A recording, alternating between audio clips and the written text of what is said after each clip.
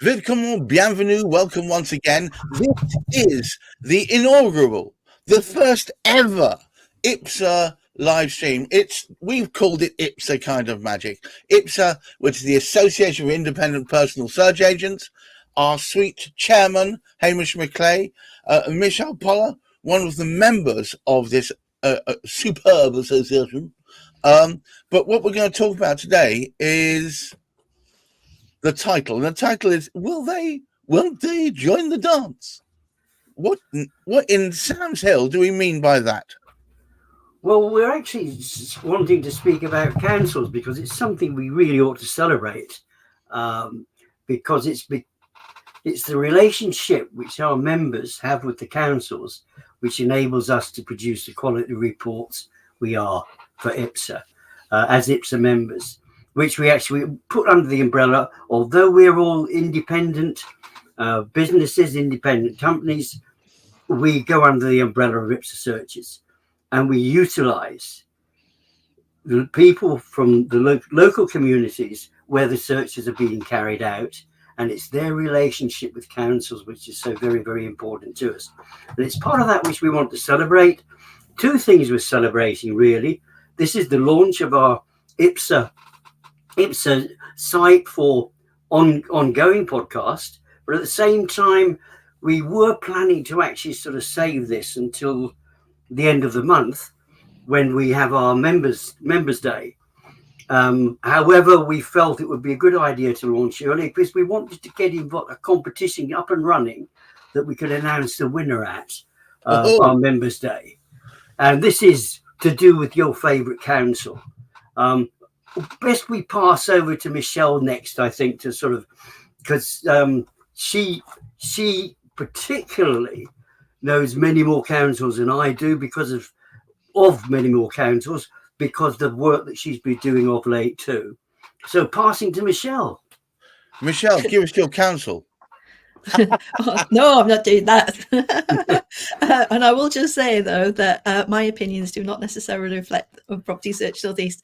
And I say that because Jackie Bishop is my business partner and I'm the hothead.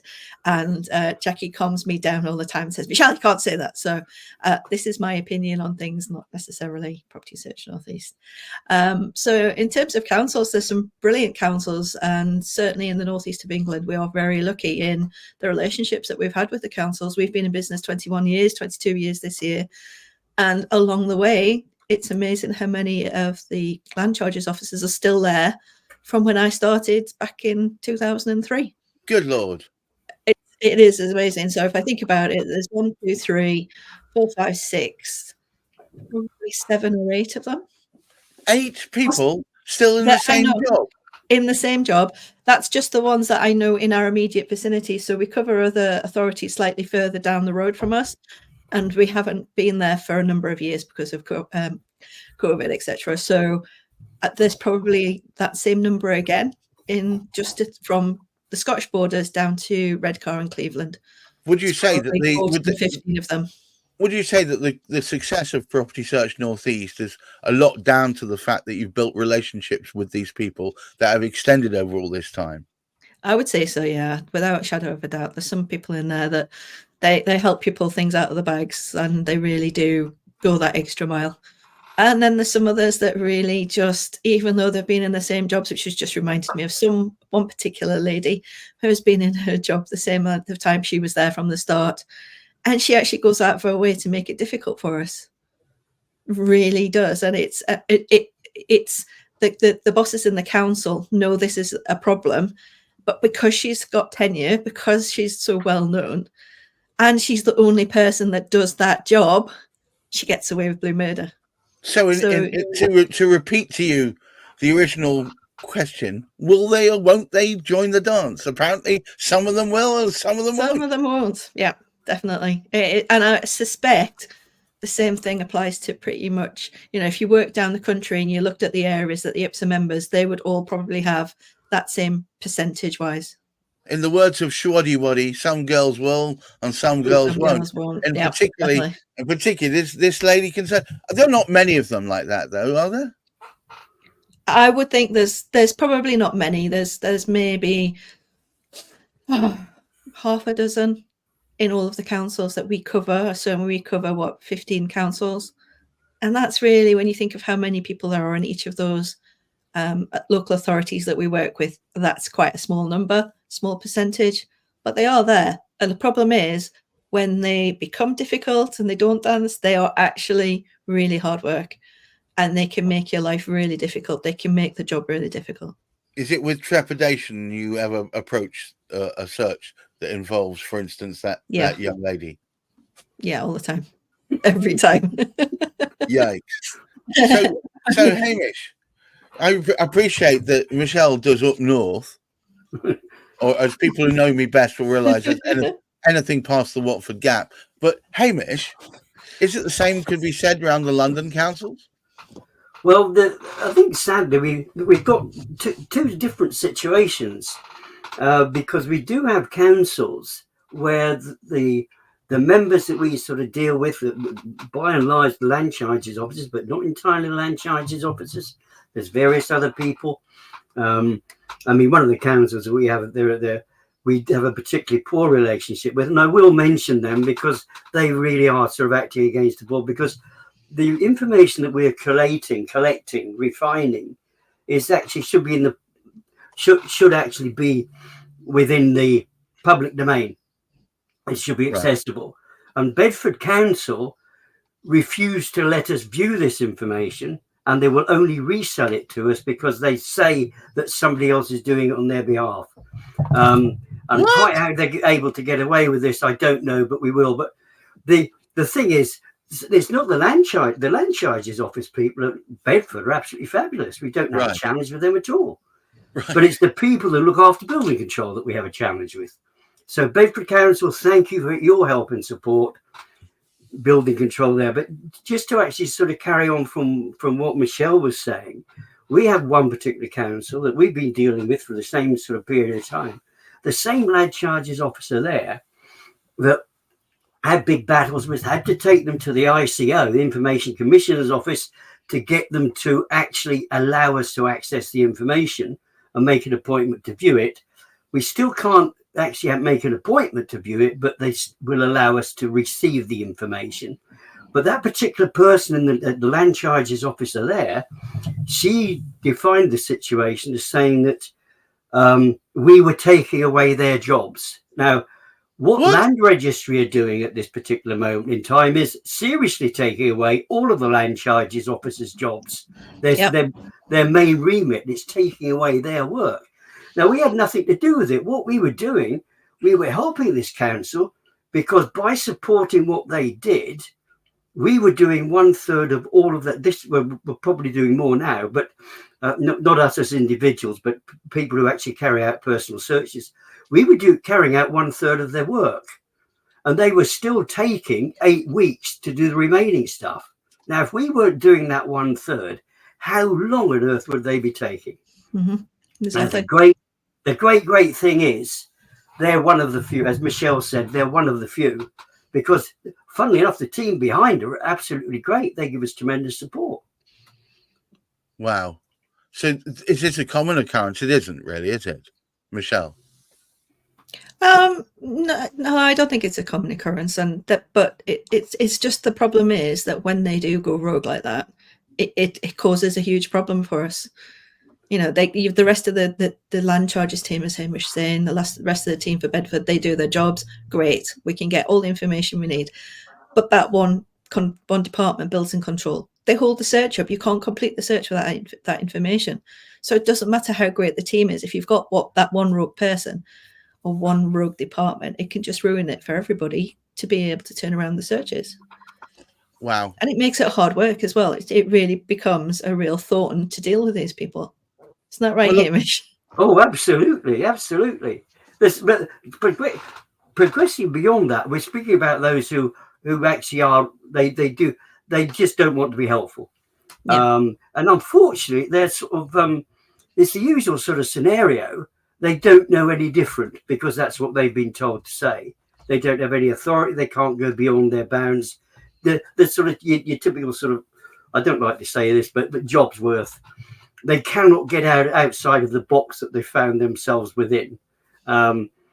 But there is one other aspect, which is a very, very serious situation. We had a council just recently, and I was asked for somebody completely out of the area if we could get a search organised. We used to cover this one because we used to cover all of London.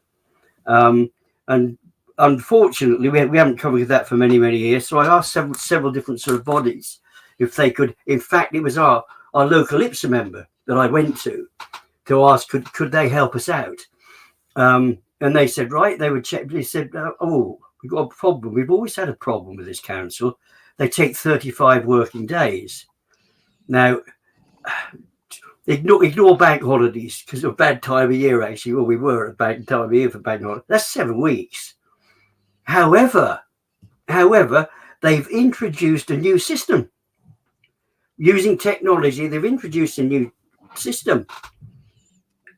And It now, although they were advised against it by the members of the council, the team that were working in the council, it now takes 50 working days. 50? Yeah. That's too much. Yeah, it's 50. It's more than that. It's 2.5, isn't it? Whatever. It's a long time.